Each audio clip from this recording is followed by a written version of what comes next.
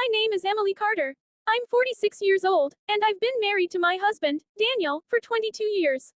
We live in a quiet suburb in North Carolina, surrounded by friendly neighbors, old oak trees, and the kind of calm that most people only dream of. Our life, while simple, had always been steady. We had 2 children, both grown and off living their lives, and for the first time in a long while, it was just the two of us again. Daniel and I met in college. He was the kind of man who always looked out for others, calm, dependable, a little serious at times, but deeply loyal. I was drawn to his quiet confidence. Over the years, we built a life together filled with routines, laughter, and shared dreams. But recently, I'd started feeling something was off. He seemed distracted, sometimes distant, as if his thoughts were somewhere else. I didn't want to believe that anything was wrong, but in my heart, I knew something was brewing beneath the surface. It all started one Thursday evening. I was in the kitchen, preparing dinner, roasted chicken, Daniel's favorite, when he walked in, looking unusually nervous. His hands fidgeted with his watch, and his eyes darted toward the floor. "Emily," he began softly, "can we talk about something important tonight?" My heart skipped. The tone in his voice wasn't his usual calm. It was weighted, uncertain. I nodded, trying to keep my composure. "Of course," I said, setting down the knife I was using. "Is everything okay?" He gave a faint smile. "Yeah, I just need to share something with you. It's been on my mind for a while."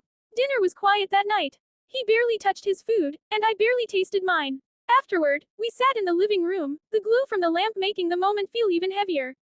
Then he finally spoke. "Emily, I need your help with something strange. And I don't know how you'll take it." I blinked, trying to process.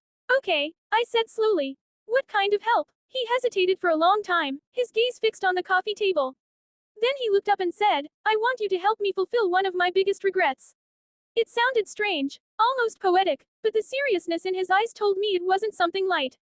My heart raced. "What do you mean, Daniel?" He sighed deeply, his voice trembling slightly. "You know how I've always been fascinated by music. By the idea of performing. I used to write songs, play guitar, but I gave it all up after college. I told myself it was just a phase, that I needed to focus on a stable career. But I never stopped thinking about it. And lately, I've been wondering if I missed my calling." I felt the tension in my chest ease just a little. This wasn't what I was expecting. "You mean, you want to start playing again?" I asked gently. He nodded slowly. "Yes, but more than that. I want to perform, in front of people. I want to do one show, one real performance before I'm too old to try. But I can't do it alone. I need your help to make it happen." It took me a second to respond. My husband, a 48-year-old engineer who hadn't touched his guitar in decades, wanted to perform live again. It was unexpected, but in that moment, I saw a spark in him that I hadn't seen in years. A small smile formed on my lips. "Then let's do it," I said. He looked surprised, almost relieved. "You mean it?" "Of course," I replied. "If this means that much to you, we'll make it happen."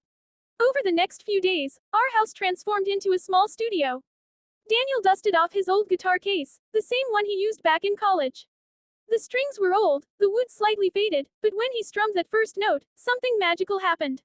It was like watching him come alive again. I helped him find local open mic nights and small cafes that hosted live performances. At first, he was hesitant, nervous even. He kept saying, "What if people don't care? What if I embarrass myself?" But every night, I reminded him why he was doing it, not for applause, but for closure. As the days passed, we started spending evenings in the living room, with him playing and me listening. It became our new routine. Some nights, he'd ask for my opinion, and other times, he'd just play quietly while I sat nearby, feeling proud and emotional all at once. One evening, about 2 weeks into his practice, he came to me again, looking thoughtful. "Emily," he said softly, "I have another request." I turned from the sink, curious. "What is it this time?" He smiled nervously. "I want you to sing with me. Just one song." I laughed. "Me, Daniel, I haven't sung since our wedding anniversary 10 years ago." "I know," he said. "But it's not about perfection. It's about sharing this with you. You've supported me all these years, through everything. I want this memory to be ours." For a moment, I couldn't speak. My husband, the man who had carried our family through thick and thin, was now asking me to step into something vulnerable with him. My throat tightened with emotion. "Okay," I whispered finally. "I'll do it." The following week was filled with laughter and practice sessions that didn't always go smoothly. I sang off key more times than I could count, and he'd tease me until we both burst out laughing. But every time we sang together, I could feel something healing inside both of us, years of quiet distance melting away. Finally, the night of the performance arrived. The cafe was small but cozy, filled with soft lights and the quiet hum of chatter. My palms were sweating, but Daniel looked calm, almost serene. When they called his name, he turned to me, squeezed my hand, and whispered, "No matter how this goes, thank you." He walked up to the small stage, adjusted the microphone, and began playing. His voice was deep, warm, and filled with emotion. People started turning their heads, listening closely. Then, halfway through, he motioned for me to join him. My heart pounded, but I walked up there, my legs trembling. The crowd was kind, encouraging. I took a deep breath and began to sing softly beside him. The harmony wasn't perfect, but it was real. When the song ended, there was a silence, and then, applause. Not loud or overwhelming, but genuine. I looked at Daniel, and in his eyes, I saw tears. Later that night, as we drove home under the streetlights, Daniel reached for my hand. "That was the best night of my life," he said quietly. I smiled, tears filling my eyes. Mine too. But what he said next is what truly left me speechless. "Emily," he said, his voice breaking slightly, "the reason I wanted to do this now is because I've been diagnosed with a heart condition. It's not serious yet, but the doctor told me I need to start slowing down, managing stress, and finding joy in what I love." I froze. "Why didn't you tell me sooner?"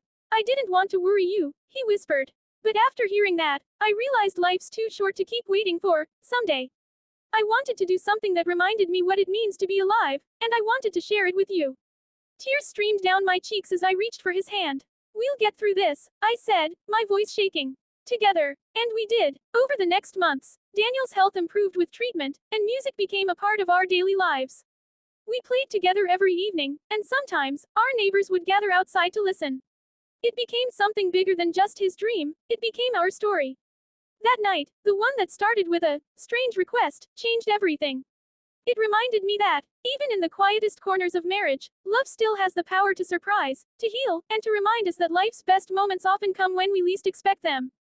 Years later, whenever I see Daniel sitting on the porch with his guitar, playing softly to the sunset, I smile. Because that night didn't just give him his dream back, it gave me my husband back. And that's something I'll never forget.